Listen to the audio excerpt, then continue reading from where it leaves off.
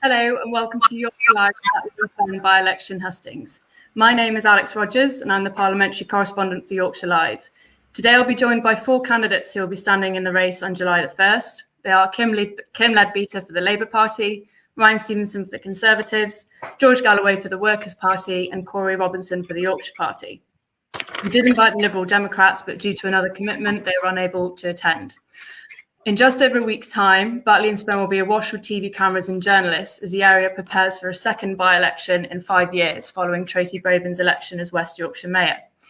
The stakes are high for the 2 main parties. Both have each lost a by-election by big margins, Labour in Hartlepool and most recently the Tories in Chesham and Amersham. So both have everything to prove. And while national politics will be a big focus in this election, we're also keen to press the candidates on the local issues and what they would do to resolve them. So I'm going to begin this hustings by giving each candidate 90 seconds to introduce themselves and make their pitch to you, the voters. Then we'll move on to questions with some picked by readers. So if you want to ask anything, please put it in the comments below. We want to cover as many topics as possible, so I'll tell the candidates when I'd like to move on or if we're running out of time. So Kim, I'll ask you to begin with your statement, please. 90 seconds. Off you go. Lovely, thank you very much, Alex, and good afternoon to everybody. My name's Kim Leadbeater, and I am the Labour Party candidate for Batley and Spen. I'm a proud Yorkshire woman, and I'm the only candidate on the ballot paper this year who was born here and has lived here for their entire life at 8 different locations across the constituency. I know Batley and Spen extremely well. So as the MP, I would be able to hit the ground running by working with my powerful network of businesses, community groups and organisations, the council and individuals from across the area. No one else can do this. I've spent the last few weeks having hundreds of conversations with people from across the area, and their concerns don't surprise me because they are my concerns too. I know about the speeding cars and the potholes and the antisocial behaviour because I see them every day as well. I know how important it is to protect our green spaces, our NHS and our kids' education. And I have the plan and the passion to sort these things out. Your concerns are my concerns. I would represent every person across the area equally, from Hightown to Heeley, Hartshead to Heckmondwike, Batley to Birkenshaw to East Bailey and everywhere in between. I would be a compassionate, independent-minded, energetic, visible and accessible MP who would always listen to the people from Batley and Spen and put the people of Batley and Spen first. Thanks very much for that, Kim. Ryan Stevenson for the Conservatives. I'll go off to you, please, next. Well, good afternoon, everybody, and hi, Alex. Thanks for hosting this hustings today. Look, I'm really excited about the future that Batley and Spen has here at the heart of West Yorkshire, at the heart of an outward-looking, prosperous United Kingdom. And I've been talking to people over recent weeks about the issues that matter to them. And I know that, we need change now on the streets here. We've got to get investment in jobs and apprenticeships. We've got to get more police on the streets, and we've got to get the investment from government to level up our high streets. And when I'm talking to people, more and more people are saying that not only is it time for that change, but they want a local MP who can work with government to deliver that investment for our area. And that's why I've set out a positive plan based on the issues I'm talking to voters about and that they're raising with me to get those jobs and work with businesses to ensure that we increase the jobs locally and have people working on decent wages, to get more officers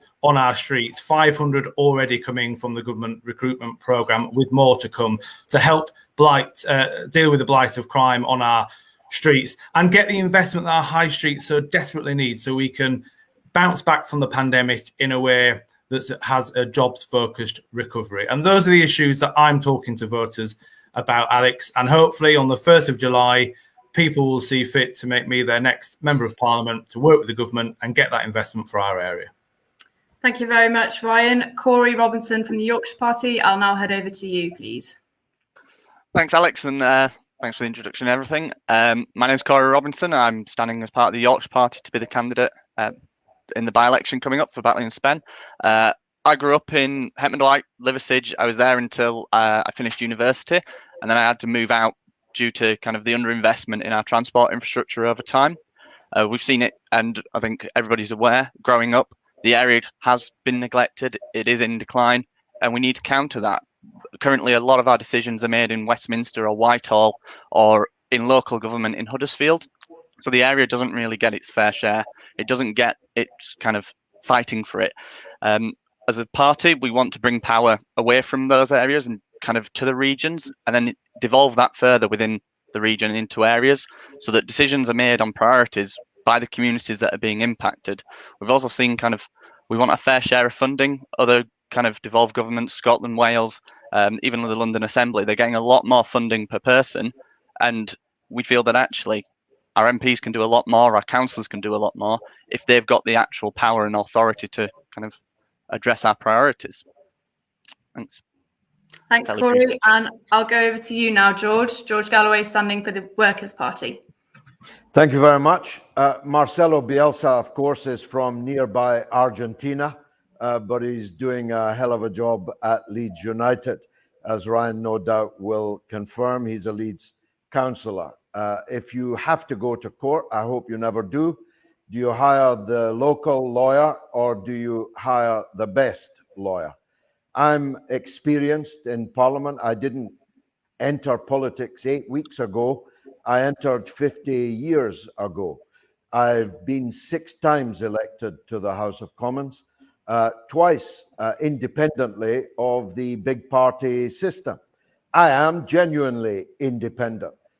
Keir Starmer cannot tell me what to do or what to say, nor anyone else. My only master would be the constituents of Batley and Spen, who, as Corey just said, have been left behind, neglected, taken for granted. We're not getting our fair share of public expenditure here. Huddersfield looks like Paris compared to Batley and Spen. If you elect me on the principle it's the squeaky wheel that gets the grease, I promise you that will begin to change. Thanks very much for that, George, and thank you to all the candidates for sticking within the 90-second limit. That was great. I'm going to move on to my first question now. What 2 main issues are coming up on the doorstep during your campaigning, and how would you tackle those issues? Kim Leadbeater. Thank you, Alex. Yeah, I think probably there's a number of issues, but maybe the 2 ones that I would pick would be about roads and the state of our roads, whether that's the potholes, whether that's the speeding cars. So that's a big issue. And I think sadly, we've had 11 years now of Conservative government. Kirklees have lost 74% of government funding in the last 10 years, which equates to £150 million. And we've seen the impact of that loss of funding locally on a number of things, but particularly on our roads, and we're paying the price for that now. I think the other big important issue that's coming up is investment in our towns. And that's why I'm delighted that we've got Kirklees Council Cabinet have just signed off £1.5 million to Cleckheaton, to Heckmondwike and to Batley. That's 100% council investment, so we can bring investment into our town centres. I grew up in Heckmondwike and it was a lovely little town when I was a kid, and it needs some investment, it needs some change. So I would say towns and roads are 2 important things. Antisocial behaviour is another thing. We need to be looking at how we can get more police on our streets. And it's all very well Ryan saying that we're going to get more police on our streets, but actually all he's doing is giving us back the police that we've already lost under the Conservative government.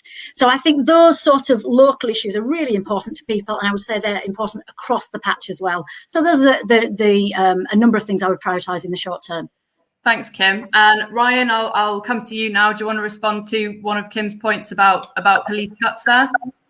Well, crime and antisocial behaviour is an issue that's coming up on the doorsteps a lot during this campaign. And I was speaking to an elderly couple in Berkhamshire only a few days ago who were complaining about instances of antisocial behaviour in their neighbourhood. And, when I told them about, for example, the £1 million Safer Streets Fund that the government's just launched, where we can access money to install CCTV or lighting or gate off dark alleyways where antisocial behaviour and low-level drug crime is taking place. Those are the things that people want to see a proactive MP doing for the area, and that's something that sadly voters haven't had very recently here in Batley and Spen. And delivering more police officers is key. The 20,000 new officers being recruited nationally, which we've already seen 500 locally, with more to come.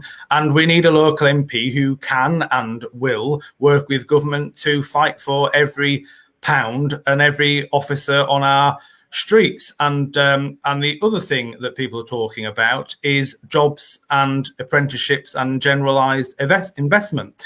And, we need an MP who can work with businesses, who can work with government to get those jobs so we can take advantage of the new opportunities we've got from leaving the European Union and take advantage of global trade. I was visiting a great family-run business last week, Angloco, in Batley, where they're making fire engines here in the heart of Batley that are exported across the world as well as for domestic use. And we'll be discussing how a local MP can help deliver access, for example, to export finance and allow them to run a really competitive apprenticeship programme, utilising great policies the government are bringing forward around lifetime guarantees, for example, and grants towards apprenticeships. And they are the bread and butter issues that a local MP needs to be dealing with. And to do that, you've got to have somebody with the experience inside and outside of the political arena to be able to work with government and deliver for people here in Batley and Spen.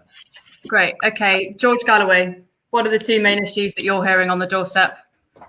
Labour keep adumbrating a whole series of local council problems here, forgetting or hoping the voters forget that Labour is actually in power locally here. There are potholes here you could lie down and sleep in. It's Labour that has left them in that state. The police station in Batley was closed by Labour and sold, by the way, a listed building in the centre of town for £246,000, the price of building a new chip shop. And the police service here is controlled by Labour. So the list of problems, fly tipping, dog fouling, antisocial behaviour, etc., these are local matters that Labour has let the people down on. Labour didn't mention now, though they do in certain areas, so let me do it for everyone. The second biggest issue in this by-election is Palestine. There are tens of thousands of people in this constituency who deeply care for the dead and dying in the Gaza Strip and care just as passionately about the fact that Israel sprayed the Al-Aqsa Mosque with sewage just 72 hours ago. I know that not everyone cares about that, but there's more than 20,000 people care about it very passionately indeed. I'm surprised it didn't make its way into the Labour list here of issues that matter. Kim, you were shaking your head there when George was talking about the Labour-run Kirklees Council. Do you want to respond to what he was saying? Yeah, I'll just pick on a couple of points there if I can. I mean, certainly you're absolutely right, George. Palestine is coming up on the doorsteps in certain areas, and it's a hugely important issue, and it's one which I will take extremely seriously and fight and be an advocate for the Palestinian people, because it's a very, very important issue. And as an MP, you need to think about the local, the national, and the international. I'm very, very clear about that. In terms of the cuts that you were talking about, I mean, sadly, Batley Police Station was closed. You're absolutely right, and it was closed because we had government cuts to the tune of £140 million. And the loss of 2,000 jobs across the police since 2010. So the points that you're raising are valid, but they're not at the hands of the Labour Party. They're at the hands of the Conservative government. I'm going to move on to my next question now. And Corey, I'll come to you first. Does it matter to people here whether their candidate is local?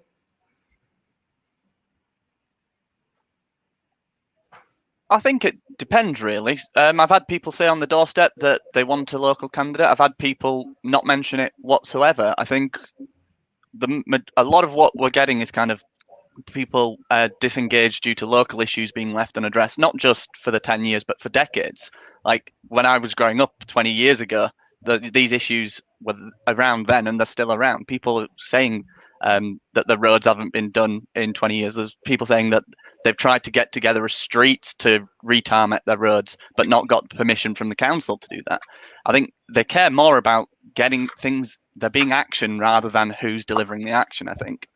They're happy with it if it is, but if somebody delivers and they're not local, I don't think anybody's necessarily going to hold that against them. And we've just been talking a bit about the local issues there, the potholes, the state of the roads, that sort of thing. We've also heard from the international issues such as Israel-Palestine. Is there the danger that local issues are going to become derailed by international issues in this by-election?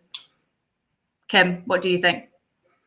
I think we have to look at things in the round. You need an MP who can represent on issues that people feel about at a local level, national level, and international level. So whether that is the antisocial behaviour, whether it's protecting our green spaces, which is another issue which we've not mentioned yet, whether that's national issues around the NHS and education and making sure we get enough money put into education after this horrific year that so many kids and young people have had, but also international issues as well. And you have to be an advocate as the MP for this area for every single person across the constituency. So, I'm having those conversations on issues across those three levels. And that's what's really important. And that's why, going back to the previous point, I think it's absolutely vital that you have a local MP in this situation, because you need someone who can listen to people across the piece. And the conversations in Birstall are very different to conversations in Birkenshaw and East Bioly, and Hartshead and Hightown. I've lived here my entire life. I understand the different identities of the towns and villages across the area, and every single person's voice has to be listened to. But you can only do that by having that local knowledge and intelligence. Is the community in Batley and Spen satisfied with Keir Starmer's response to the Israel-Palestine issue? I think what's happened with Keir's response has been that it hasn't cut through. He has spoken out, but it hasn't cut through to people. We have to be honest about that as a party. But I'm very, very clear what my response is on Palestine. I'm very, very clear how strongly I feel about the plight of the Palestinian people. We will always uphold international law, and we'll always stand up for human rights and for the rule of law. Very, very clear about that. And the way to get the voices of people in Batley and Spen heard is by having a strong Labour voice within Parliament to challenge, if necessary, within the Labour Party and against the government and against the broader international community, to get peace negotiations restarted and to work towards a two-state solution. There's no grey area on that for me, but there'll be nobody who will fight more passionately about Palestine than I will. Okay, I'm going to move on now. So most of you mentioned in your opening pitches that investment was a big issue. So as has already been mentioned, Batley is in line to receive 1.5 million, as is Cleckheaton and Heckmondwike. But Huddersfield is due for 250 million and Dewsbury 200 million. Why is Batley receiving less investment? And what would you do as the MP to bring in more? George Galloway. Because nobody fought for it. That's why. I go back to my squeaky wheel getting the grease. If you don't fight for your share, you won't get it. If a party, Labour in this case, is taking you for granted, as long as you keep voting for them, they'll keep taking you for granted, because there are always other areas, other things that you could spend the money on. Now, of course, there have been Conservative cuts, but it was Labour that chose to close the police station. Of all places, of all things, the Batley police station was closed and sold off for a song to a luxury flat property developer. Still trying to find out who that was and why the price was so low. Every day I visit a bed factory. There are 100 bed factories in this area. This is the bed capital of Britain, but the politicians have been fast asleep. It's like the equivalent of Ford Motor Corporation or Nissan, but they get lots of support from the government. The bed industry gets none. In fact, it gets endless obstacles placed in its way by Kirklees Labour Council. Every way you look at it, Labour is responsible for the fact that Batley and Spen, as you've just shown there, is left behind.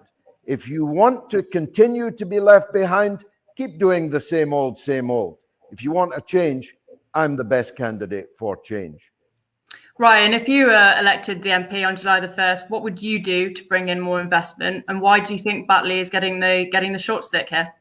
Well, you've hit the nail on the head there, Alex, in the reasons why people here are wanting change. It's because they do feel forgotten about in recent years. This seat has been represented by Labour for nearly a quarter of a century, and people are asking themselves, how did my life locally improve over that time? And they're struggling to point to something locally, and that's why more and more people now are saying they want change, and they want an MP who can work with the government to get the investment that's on offer. If you look neighbouring constituencies here at Dewsbury and Morley, for example, where a proactive local MP, or even further afield like Castleford and Pontefract, where another MP has been working with businesses, with councils and community groups to put in bids for the Levelling Up Fund, for example, this summer to get investment for our high streets. And we haven't had that. Our most recent MP spent more time looking for a new job than getting on with the job of being an MP. And that's really important, that we have an MP who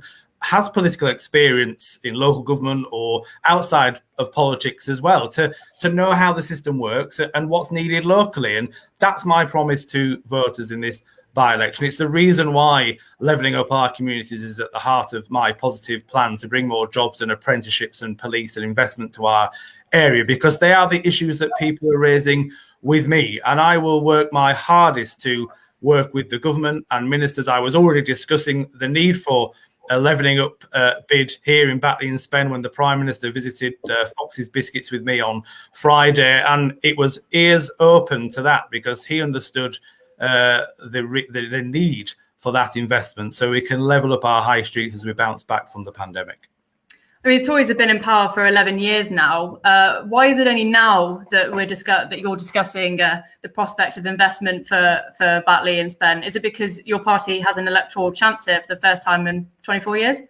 Well, we're talking about levelling up right across the North and West Yorkshire, and Batley is going to have a really positive future at the heart of that levelling up agenda. But, you know, voters on the doorstep still recognise today that, you know, the early part of 2010 to 15, the government was having to clear up the worst economic mess left by a government in peacetime history. And that requires some difficult decisions. But we rebuilt a strong economy working with businesses and community leaders to get to a stage where we can now invest in our communities and invest in people again and get the skills agenda where it needs to be, so people can leave school and have an apprenticeship and earn and learn at the same time. And that's the real focus for this government. And this Conservative government is on a mission to level up our communities. And when I'm speaking to people, and if you spoke to workers on the factory floor of Fox's Biscuit Factory on Friday, their reaction to Boris Johnson, they know that he's the guy that's going to deliver for this area. And I need to be there banging the drum for our area to make sure we get every penny that's on offer. So I mentioned there that the Batley and Spen has been Labour for 24 years. Sorry. My next question: should Keir Starmer stand down as Labour leader if the party loses Batley and Spen? George Galloway. Absolutely, and not only should he will. And if Labour are in third place, which the bookmakers increasingly seem to favour, then he'll probably be gone by the weekend. I think we're doing Labour a favour by getting rid of Keir Starmer. I'm not really interested in that. But I do think that Britain needs an opposition. Every democracy needs an opposition. And Keir Starmer is a very poor excuse for a leader of the opposition. He's already distancing himself from what he imagines to be the outcome of this by-election, but he presided over the catastrophic loss of Hartlepool, a second loss in Batley and Spen, the losses in local government elections in May where Labour lost control of councils they had held for 100 years. It's curtains for Keir. And I hope Labour pick a better leader next time. Not because I love Labour, I don't, but because I love Britain. And I think we need an opposition leader here in Britain who believes in Britain, who supported Brexit, or at least who's prepared to make the best of Brexit. Okay, and not constantly planning how to get back in to the European Union. George, you've made it clear that you want to damage Labour in your campaign to be the next MP here. My question is standing on this platform making a mockery of the election process and the people of Batley and Spen by association? I honestly don't understand that question. That makes no sense. I'm entitled to stand in this election, as are all the candidates who are standing in this election. I'm in it to win it. Okay. Can I just come in there, Alex, a second? I mean, I think what is catastrophic is that Batley and Spen has been used as a political football by people. And that breaks my heart to think that this community that I love, the area where I was born and raised, is being used by people with their own agendas who are coming into this area. And when you all go, I have to live here. We have to live here as a community. You know, the people of Batley and Spen do not deserve to be used in this way. It's really, really unfair. And be reassured as well, I'm taking nothing for granted. Nobody's vote should be taken for granted by any politician ever, because every single person across this area matters, and that matters deeply to me. And I think you're right, Ryan. I think people do want to change. And I think what they want is somebody who's not a typical politician. They want somebody who's not been in politics for 50 years. They want somebody who actually is a breath of fresh air and wants to bring something different to the party. And that's certainly where I stand. And I know all about beds because I used to start my career selling beds. I worked for a well-known bed manufacturing company. I've been speaking to lots of bed manufacturers myself. Yes, they do need to be heard. And I'll be standing up for the manufacturers of Batley and Spen when elected. I'm just going to move on to Corey now. You were nodding your head when Kim was saying the place was being used as a political football. Do you agree with that? Yeah, I think growing up, we got a lot of attention if there was an election around the corner. The election promises are made, and it's not by an individual party, it's across the board. Promises get made, and then they don't deliver it, either because the power's not there for them to deliver, because actually what ends up being more important is what Westminster want, what Whitehall want, or for your councils, what your cabinet and council are determining. The people in the constituency don't have that direct link to power. They don't know where the accountability lies. They don't know who necessarily to go to. The system's become so complicated that is it your council? Is it your MP? Can either of them actually do anything, or do you need to go out of your area? And that's part of the kind of problem that we see, is that actually we need to simplify it. We need to go back and have those decisions in the area. And that's where we'll get the biggest impact for people. If we've got the money and we can make the decisions, then actually, yeah, Batley and Spen can then drive its own future rather than it be dictated how it should go.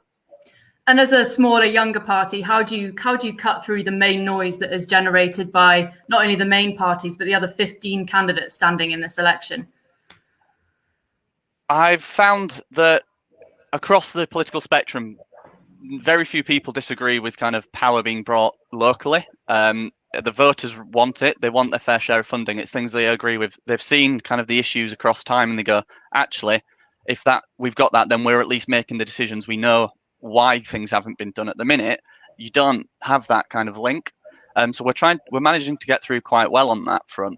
And it's generally, yeah, something everybody's agreeing with. It's just then getting it implemented that's the difficulty. And we've said 98% of England's MPs are either Labour or Conservative. This by-election is being kicked about as a political football, as a potentially leader ending, or it'll get XYZ government attention. Reality is that there'll still be an 80-seat majority. Power in the country is not going to change. Yeah. Our kind of best chance of change is going, actually, let's get some, ideally me, to change the system. Yeah. But, yeah. I've got a question from a reader now called Emily. Emily is asking, hasn't this community been through enough in recent years? What can you do to bring everybody together? Kim, I'll go back to you on that one. Yes, Emily, that's an excellent question, and something I feel very strongly about myself. You're absolutely right. We've had a very tough 5 years in Batley and Spen. People have had an awful lot to go through. We've had elections, we've had by-elections, we've had trauma, which has deeply impacted on lots of people across this area. I've spent the last few years working through the charity that I was running to bring people together, and I think that's a really important point. The vast majority of people across Batley and Spen just want to live together peacefully, respectfully. They want to put food on the table. They want their kids to have a good education. They want their elderly relatives to be looked after, and they just want to get on with their lives. And it's quite simple, but you need an MP who can be part of that bringing together of people. And I have a proven track record of doing that. I've also got a proven track record of bringing the investment into this area that people need, which can help create opportunities to bring people together.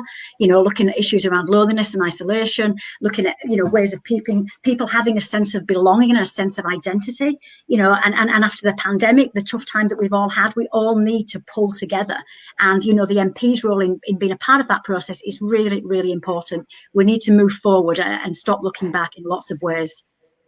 Ryan, are you aware of some of the divisions within the local community, and what would you do to bridge those divisions if you were elected MP? Well, yeah, I think Emily's question's a really good one, because I think no matter who I talk to or what their background is across this constituency, everybody talks to me about the need for more jobs and more apprenticeships, and that they want safer communities and more police on the streets, and they want the investment that we are now due as a community.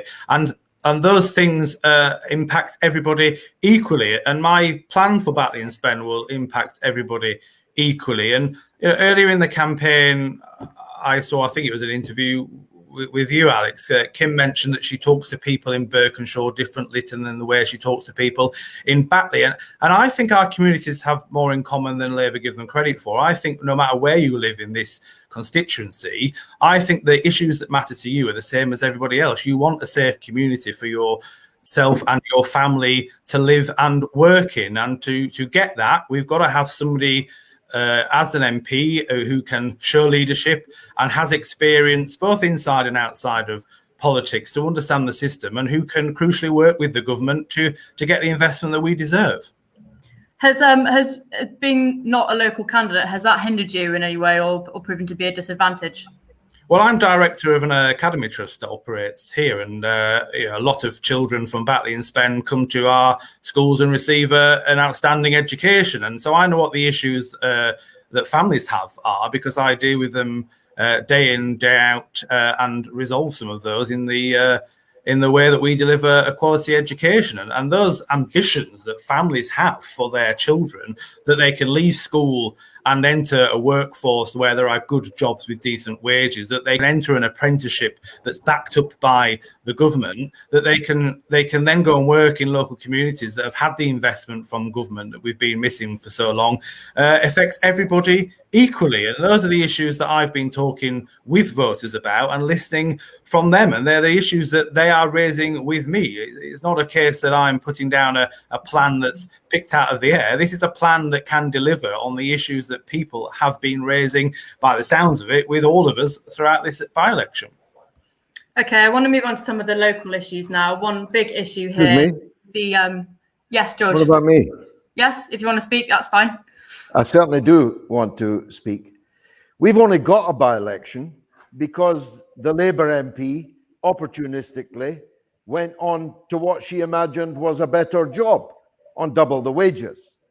So for Labour to be complaining that people are bringing politics, for heaven forfend, into a parliamentary by-election is at best terribly naive. This is a parliamentary by-election for the national parliament of the United Kingdom. And I will go on bringing politics into it. This is not a local council by-election. The issues, Ryan's right, of policing, roads, schools, the NHS, these are matters that matter vitally to every part of this constituency, wherever the people living there came from, or their parents, grandparents did, whatever color they are, whatever their creed. So bringing people together, the best way to do that is to get jobs and public services in tip-top condition. And in Batley and Spen, more than anywhere else in Kirklees, they're very far from that. Okay, right. Going back to the local issues now, there's a big proposal potentially to build an Amazon warehouse near Cleckheaton with the arrival of 1,500 jobs. I want to ask each of the candidates, where do you stand on these proposals? There are some concerns that this is being built on a greenfield site. Corey Robinson, I'll go to you now. As an individual and as a party, we oppose the current plans. We've kind of spoken to locals, and the planning kind of process doesn't seem to have been overly transparent. There are suggestions that what was originally proposed is very different to what's now kind of progressing. Considerations on and people considering how to lower the impact on the surrounding area has been ignored. Supporting infrastructure, our roads are all, we've had a discussion, everybody's heard it, our roads are already falling apart. At rush hour, you've already got kind of backed up traffic all the way along the main road through Cleckheaton. Adding 200 HGVs and 900 kind of vans and cars to that isn't necessarily going to help that. If we're going to do developments like this, ideally let's prioritise brownfield and ex-industrial sites first and foremost, but also if we're going to do a massive development, make sure we've got the infrastructure in to support it. Just putting it into our current infrastructure, which everybody's saying is already overloaded, is just going to make it worse for the local area, and particularly with pollution then as well. What about the 1,500 jobs it might bring with it? This would be a good boost to the local economy, would it not? that is then the balance. Whether or not those jobs are actually within the area or outside the area is up for debate. And I think there was a Kirklees study a few years ago saying that actually 60% of people in Batley and Spen left Kirklees for work, because you've got to get out. And actually, our transport around the area isn't good enough to support 1,500 people additional a day, which means then those 1,500 are going to add onto your roads. They're going to be driving.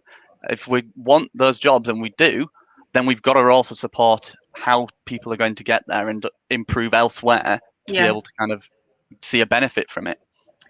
Kim, where do you stand on the warehouse proposals? Oh, you might be pleased to know that I pretty much agree with pretty much everything that Corey said there. I think he made some excellent points, absolutely. And I've spoken to some of the residents who live just next to where this proposed site is, and I've already agreed to meet with them if elected, and to back them and speak up for them on this issue, because you're absolutely right. The issue around infrastructure is really important. You know, we're going to bring more traffic into the area. We just don't have the roads and everything else to deal with it. So I think that that's really important. And I think we've got to protect our green spaces. We've got some beautiful spaces across Batley and Spen, and I've been walking around most of them for the past few weeks, and it's wonderful. But we've got to protect them. So I agree with pretty much everything that Corey has said there. And again, we'll be happy to meet with residents going forward. I think just to pick up on a point that George made just there, George, that there's a very clear distinction between politics and political games. And I think, yes, we need an MP who fully understands politics and isn't afraid to go to Westminster and do the job, which is exactly what I would do. But I think playing political games with human beings' lives is not really the best way to go about that. Right, Ryan Stevenson, what would you do to help people into decent housing? Would you be willing to build on the green belt? Well, first of all, on the Amazon factory in Scots, I think in many ways, in that respect, this by-election is almost too late, because at the time when the Kirklees Labour Council ripped that site out of Greenbelt, there was no Labour representation at all in Scots opposing that decision by a Labour council. And I think that residents I've spoken to in Scots and Cleckheaton are very aware of empty promises, and they want to see action. And I'm standing on a platform at this election to deliver jobs and investment to Batley and Spen.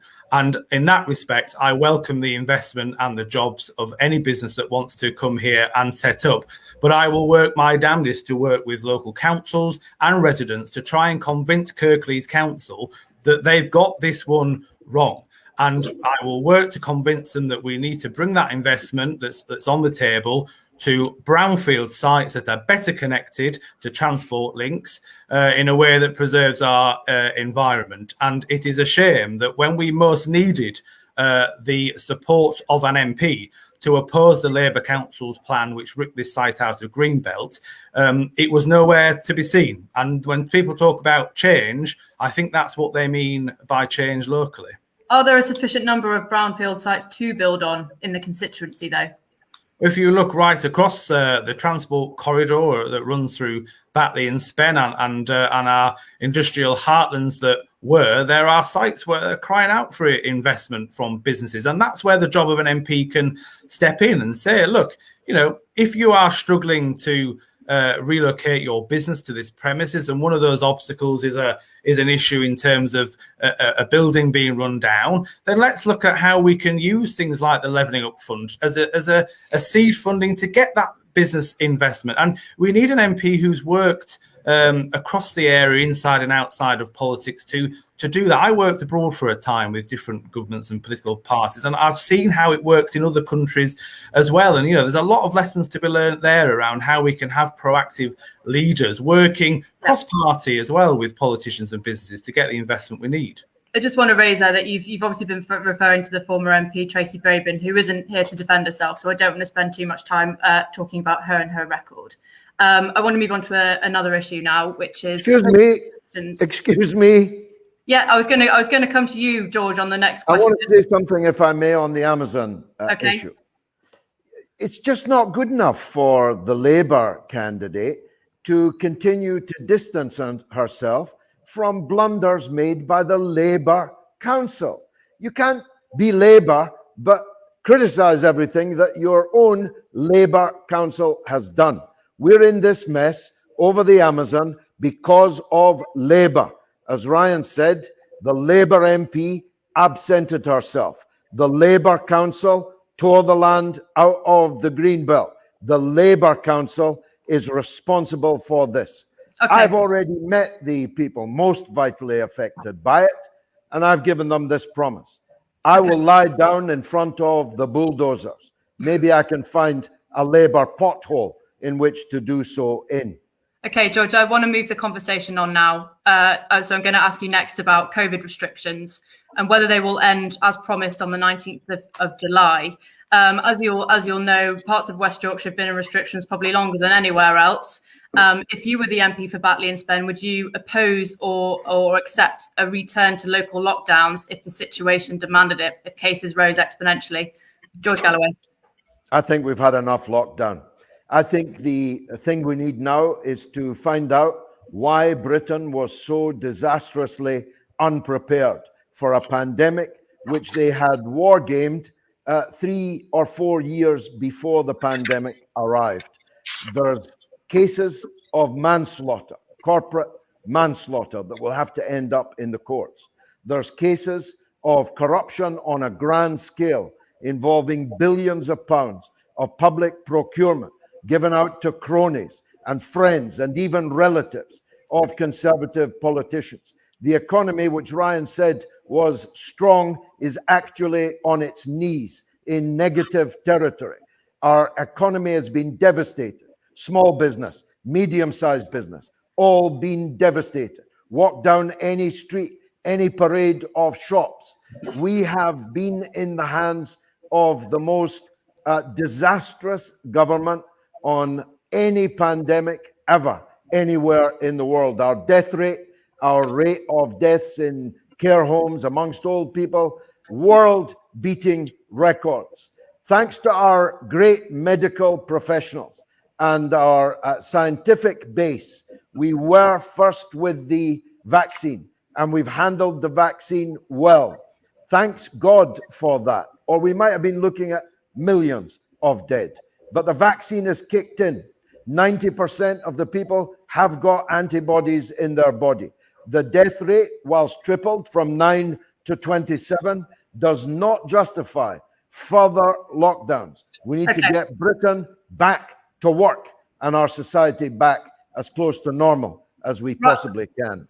Thank you, George. Ryan, would you accept or oppose a return to local lockdowns if you were the MP for Batley and Spen? There's a bit of a row brewing in your party. There was 51 MPs on your own benches that opposed the extension recently. What would you do if the government was proposing another return to local lockdowns, given what people have already endured here? Well, if elected on the 1st of July, I'll be supporting the government's roadmap out of lockdown. And the reason that we've had a slight extension now of the current rules here in Kirklees and across the country is because we're following a path that's cautious but irreversible. And all the damage that would be done by going back into a lockdown after all the hard work everybody has put in and all of the stresses within specifically like the hospitality sector, for example, would be undone. And it's important now that we get as many vaccines into as many arms as possible, because the chain between the virus and deaths has now been broken thanks to the vaccine. We've had 65,000 people here in Batley and Spen have had their vaccine now. So over the next 3 weeks, it's really important that we just continue on the jabs, get that done, and then we can focus on jobs for the future. Who's to blame for the recent rise in cases? Should the government have put India on the red list sooner? Would we be seeing this rise in the Delta variant if the government had acted sooner? Well, international travel was banned around 2 weeks before the variant was discovered. And I think it's right that we now have the vaccine in place. We know that the vaccine does break that transmission and stops transmissions turning into hospitalizations, turning into deaths. So it's really important now that we continue to support the fantastic work being done by the NHS. And I had my jab in Batley 2 weeks ago, and the St John's ambulance crew were doing a smashing job there. And that we help them over the next 3 weeks to get as many jabs into the arms. All adults in England now can have their jab. And that is the key to breaking this cycle, and then we can release the lockdown measures and get our economy booming again and build back from this. Corey, are you concerned that we could find ourselves back in restrictions in in autumn after the summer months ease? I am, but I don't think that would be reliant on the people. I think the people have been great throughout. They've followed the rules as much as possible, and you mentioned it, not putting kind of countries on the red list, allowing people to come in and quarantine at home or by their own decision, has led to increased rates and variants coming in. I believe the justification for not putting India on the red list was that there'll be constantly variants coming out, so we can't constantly put people on the red list. But as Ryan said, the NHS has done a great job vaccinating us. We're at a state where if it is a point when there's no turning back on lockdowns once people are vaccinated, then actually that period of time we could have had India on the red list. We could have had transport in and out of the country limited until we were fully vaccinated. If we feel that that is the point that we're at no return, then we've made some mistakes to this point. And we shouldn't be going into lockdown unless the hospitals are overwhelmed. That was the main reason for going in back in 2020. We kind of got through that. We're now a year and 3 months later, and we're still in the same situation. Yeah. Okay. One issue that we haven't talked about yet, but which has caused a lot of tension locally and may do so again during this campaign, is the fallout of the Batley Grammar School row, in which a teacher was suspended for showing a cartoon of the Prophet Muhammad. There's been a reluctance to tackle this issue head on in this election. Why is that? Kim Leadbeater. Can I just start? I didn't get a chance to come in on the lockdown question. I'm always looking for consensus. We're sort of running a bit short of time, so do I need to move on? Okay. Well, I surprised myself by agreeing with a lot of what George said on the lockdown issue. So that's one for consensus politics for you. Yeah, I mean, in terms of Batley Grammar School, I issued a statement on the 17th of May around this, and I was very directly affected by events at Batley Grammar School as I was working in Batley, during that time, and it was very upsetting for our community. And I think, I fully appreciate that emotions were running very high around that time. What I was pleased to see was that an investigation has taken place, and I am happy with the results of the investigation. From my perspective, I think it's perfectly possible to believe in freedom of speech, whilst it's also possible to be respectful of people's different views and beliefs. That's not what happened, though, is it? Because the teacher is sort of scared to return to work and is fearing for his life, according to reports. So there is a disconnect there. There is a real divide. So how would you bridge that divide? Is it bridgeable? Well, I think one of the priorities going forward is the well-being of the teacher, and I have made various inquiries as to his well-being, and I will continue to do so. And if I'm elected, I would certainly look to offer to meet with him to ensure that he and his family are safe and are doing okay. I think what we've got to be really clear about is, we've got to have the right to freedom of speech, but we should also be really sensitive to, other people's feelings and opinions, and that's how I feel about life generally. I think, if we are going to live together peacefully in a community where people have got to come from different backgrounds, we have to find a way to do that. And I think we do that generally really well across Batley and Spen, actually. And I'm very, very proud of that. But I think the important thing was that the investigation took place. It did. I was satisfied with the results. I think now we have to find a way to move forward. We have to get the kids back to school, which they are doing now. And we have to ensure that the mistakes that were made are not made again. George Galloway, why do you think there's been a reluctance to tackle this issue? Well, I think you just heard it. That was as clear as mud. My position is this. I wasn't here. If I had been, I don't believe that it would have happened. Because why do you say that? Why do you say that? I was just about to say why. After the horrific events in Paris, I would have been into the schools to make sure that nothing like that would happen here. There are all sorts of restrictions on freedom of speech. There's libel laws, there's race acts, there's hate speech acts, and so on. There is no such thing as undiluted freedom of speech. And the children that are going to the school have parents. Those parents have rights, or ought to, over what is taught on the curriculum in their schools. There are many things that many parents here are very unhappy about, are being taught in school, and at the ages at which they're being taught, and the teaching materials that are being used to teach them, and their parental rights are being denied. So I would have done everything I could to stop it happening. And if it had happened, God forbid, I would have provided leadership. I would not have run away, which is exactly what the Labour politicians did here, leaving it to outsiders, agitators, to come in, their faces covered, issuing blood-curdling threats to the cameras. The media whipped the story up in a quite disgraceful way. The people of Batley and Spen did nothing wrong in this affair. I stand with them, and we must find a protocol, a series of procedures that make sure that this thing doesn't happen again. So in your view, did the teacher have no right to show that cartoon in that lesson? Absolutely no right. Don't call it a cartoon, please. It was an horrific, insulting depiction of the Prophet of Islam.